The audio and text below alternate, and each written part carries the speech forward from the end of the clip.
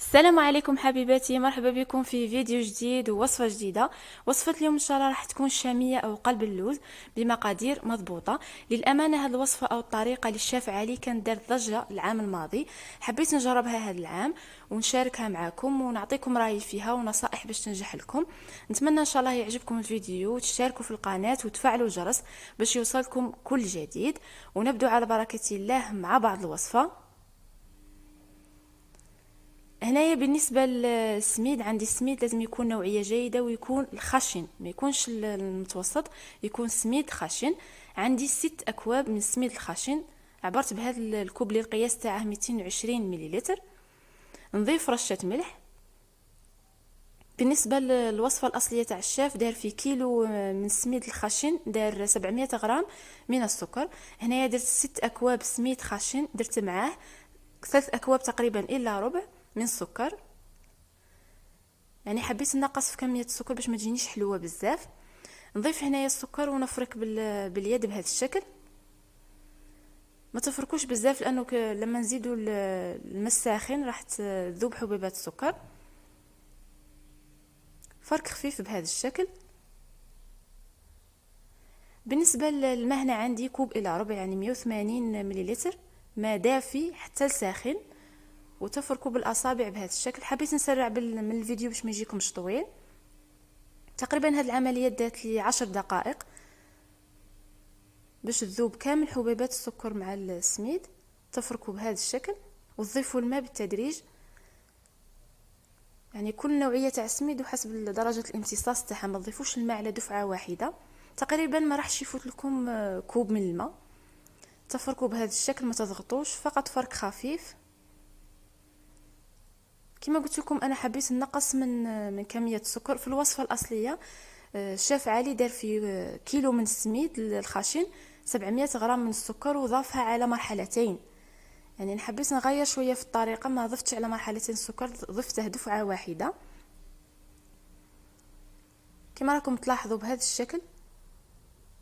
ولازم تتاكدوا بلي كاع الحبيبات تاع السكر ذابت مع السميد. وتفركوا بهذا الشكل، فرك خفيف فقط.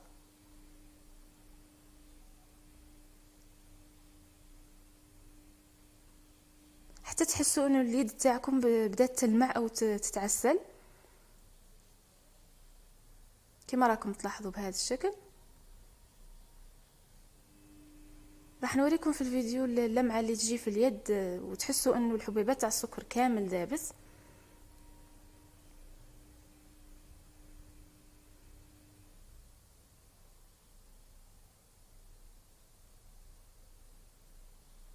كما راكم تلاحظوا تحسوا لمعه خفيفه في اليد وتحسوها معسله شويه. هنايا تتاكدوا باللي راه الحبيبات تاع السكر كامل ذابت. تشكلوا كريه بهذا الشكل. كي تتفتت تحسوا انها مرمله. نغطي السميد بالورق البلاستيكي ونخليه من 5 ساعات حتى الليله كامله. اذا كان عندكم الوقت خلوه ليله كامله يكون احسن. بالنسبه للشربات هنايا درت 500 غرام من السكر، ضفت لها لتر من الماء. ديروا تحركوا مليح السكر حتى يذوب، ونضيف شريحه ليمون. نديروها فوق النار حتى تغلي، نحسبوا لها 10 دقائق ونطفي عليها. هنا بعد مرور ليله كامله نفرك السميد بهذا الشكل.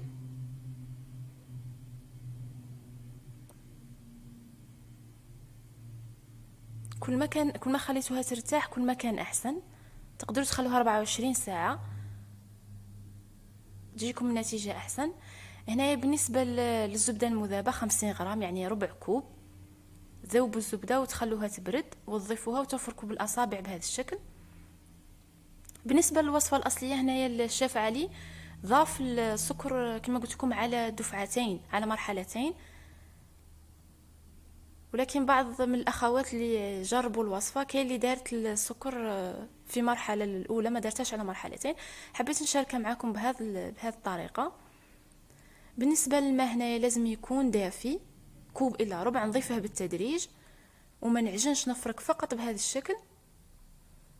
اللم فقط، يعني ما نفركش كما راكم تلاحظوا في الفيديو. كل سميد وحسب درجة الامتصاص تاعه، يعني ممكن ما يجيكمش كوب الى ربع، يجيكم كوب. اهم حاجة انكم تضيفوه بالتدريج، ولازم يكون دافي حتى ساخن كما راكم تلاحظوا، فقط بالاصابع اليد بهذا الشكل حتى تحسوه بدا يتلم.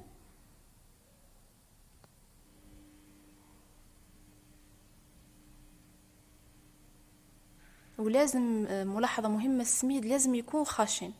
تنجح لكم الوصفة بالسميد المتوسط، ولكن بالسميد الخشن يكون احسن. كما راكم تلاحظوا بدا يتلم بهذا الشكل.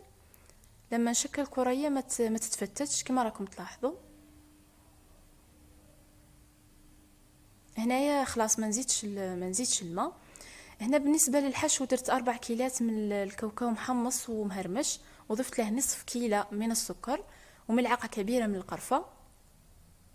تقدروا ديروها بلا حشو، يعني حسب الذوق تاعكم والاختيار تاعكم. بالنسبة للمازهر هنا ضفت 3 ملاعق كبيرة.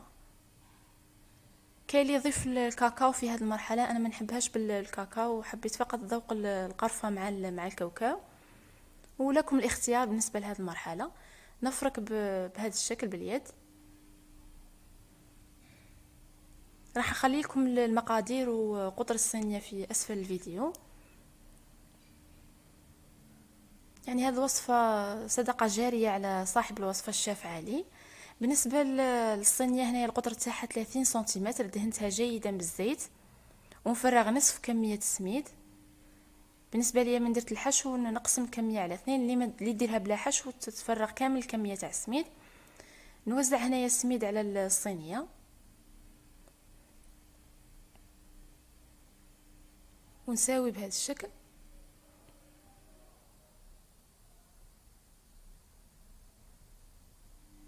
تقدروا ديروها في صينية مستطيلة او القطر يكون اكبر باش ما تجيكمش عالية بزاف. نفرغ هنايا الطبقة الثانية اللي هي الحشو. هاد المقادير تكفيكم حتى الصينية 35 حتى 40 سنتيمتر.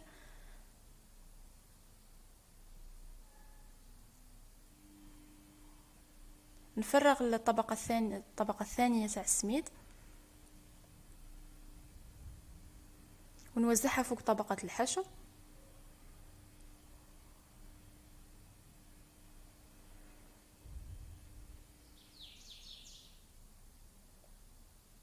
ملاحظة اللي حبيت نقولها لكم بالنسبة للشربات، تقدروا ديروا شربات بذوق الكراميل، كنت شاركتها معاكم مسبقا العام الماضي، راح اخلي لكم الوصفة اسفل الفيديو. تجي بنينة اكثر بهذا الشربات. نساوي هنايا بالكوبات السطح.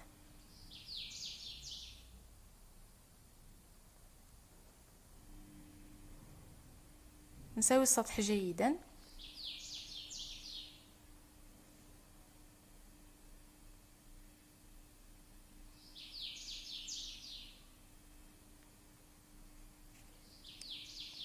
نقطع بالكوبات مربعات متوسطة الحجم. وهنا كنت سخنت الفرن مسبقا على 180 درجة.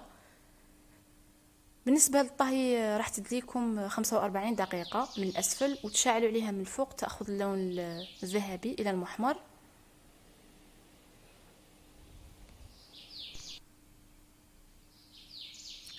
نواصل هنا التقطيع بشكل سطحي، ما توصلوش للكوبات الأسفل.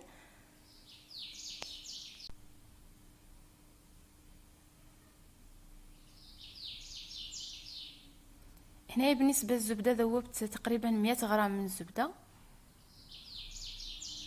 وتدهنوا بها الوجه بهذا الشكل. بالنسبة للزبدة تضيفوها تدهنوا بها على مرحلتين. كي طيب من الأسفل تخرجوها وتعاودوا تدهنوا الوجه باش يجيكم اللون تاعها محمر مليح من الفوق.